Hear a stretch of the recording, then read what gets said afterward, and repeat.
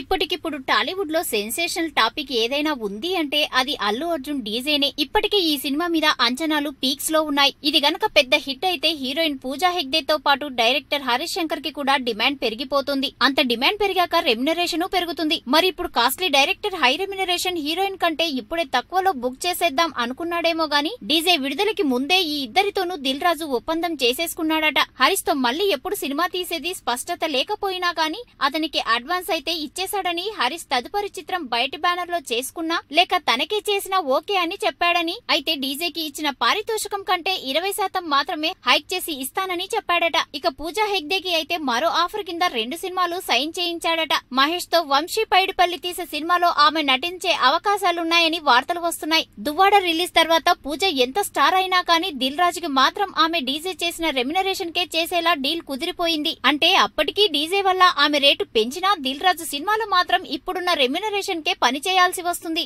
ఎంతైనా దిల్ రాజు బిజినెస్ బుర్రే బుర్ర కదూ, లేదంటే ఇండస్ట్రీలో అంత స్టార్ రేంజ్ కి ఎలా ఎదుగుతాడు మరి?